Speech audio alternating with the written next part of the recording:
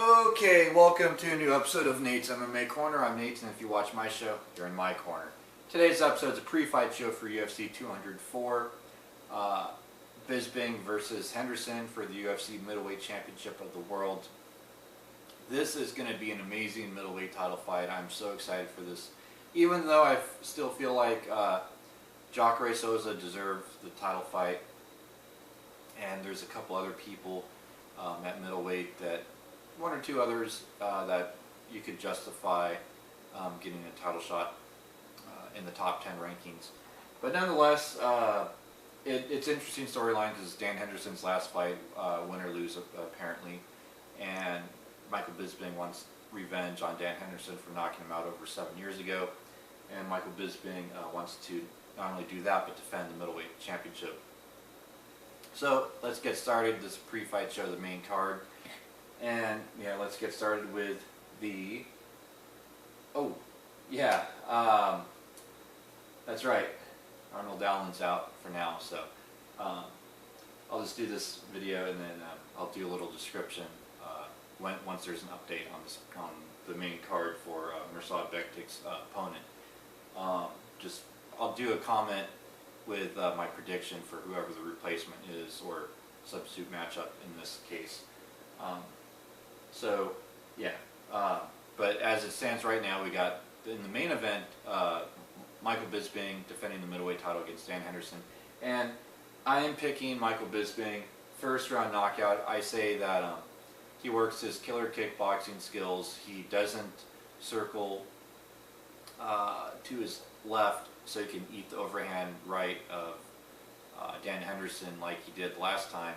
Henderson landed that what they call the H-bomb, his big heavy right hand, and it knocked out Michael Bisping because he kept circling to his left, and it was his corner told him in that fight, don't circle to your left, and he kept circling to his left. And I think Michael Bisping learned his lesson, and he's going to be on par, this textbook, grade A striking, kickboxing, you name it, and he's going to be really good at defending strikes to Dan Henderson and then setting up some good counters.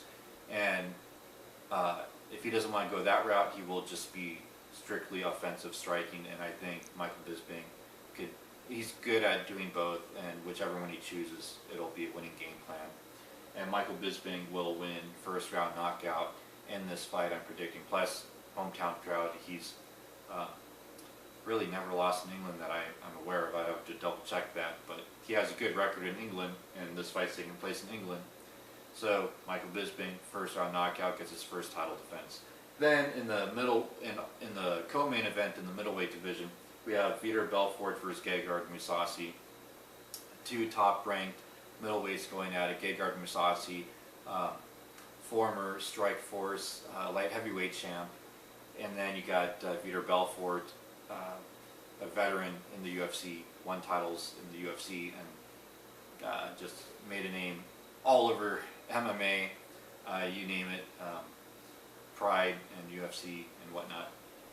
And I am picking Gegard Mousasi by unanimous decision here because I think that his striking is going to be good, but he's going to be picking his shots, and Vitor Belfort will be a little aggressive, but I think Gegard will time his shots enough where it'll do damage, but maybe not any big knockout.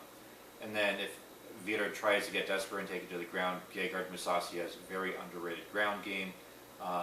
You get in Gegard Mousasi's guard. Gegard Mousasi is not exactly clueless. Unless you're a world champion jiu-jitsu guy, he's going to know what to do. And Vitor Belfort, he's a good black belt in Brazilian jiu-jitsu, but he's not like a Damian Maia or something, so yeah, I'm picking Gegard Mousasi on points in the stand-up, and if he gets taken down, he'll do enough to get back on his feet and handle the guard position as well. So I'm picking Gegard Mousasi by decision. Then in the light heavyweight division, we have OSP Ovince St. Preux versus Jimmy Manuwa. This one I picked, OSP Ovince St. Preux by first round knockout. I think that the athleticism and just the willpower to get things done, and knowing that this guy has fought for the UFC interim light heavyweight title and went 5 rounds with John Jones. I think if he could go 5 rounds with John Jones and not get dominated by a landslide, but like he narrowly lost each of those rounds against John Jones. That says something. And then this guy's knocked out likes of Patrick Cummins and just so many other fighters, and he's fought in Strikeforce and he's fought in UFC for a while now, and he knocked out Shogun. So I'm picking him over Jimmy Manuwa, but Jimmy Manuwa, he'll put up a fight for, let's see, I'll say Jimmy Manuwa puts up a fight for the first couple minutes, but then OSP eventually catches him.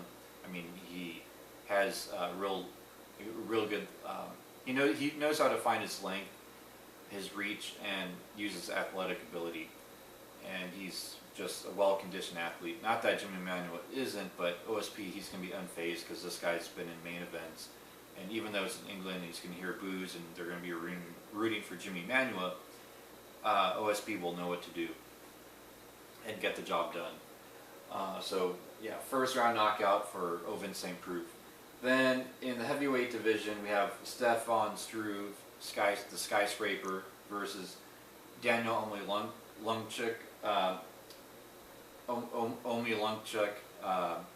And Daniel, he's tough, durable, I believe Polish heavyweight, going up against Dutch kickboxing expert in the Dutchman Stefan the Skyscraper Struve. And Stefan Struve's good at getting those big, flashy knockouts on a good night when he fights smart and fights good technical striking. And so I think he does get it done here. First round, I think he uses height and his reach advantage early on and works the jab, and then sets up for a big knockout and gets a big win, and moves further with his UFC career, and really gets back on the winning track of things, because he's had some hit and misses throughout his career. And way back when, he was on a big win streak, and then he had some hits and misses, and then he had the medical issues, and I think the medical issues have cleared up, and this is his night. So he wins first round knockout. To kick off the main card, there was originally a featherweight clash with Mirsad Bektic and Arnold Allen, but Arnold Allen had to pull out. Mirsad Bektic's waiting for a replacement opponent.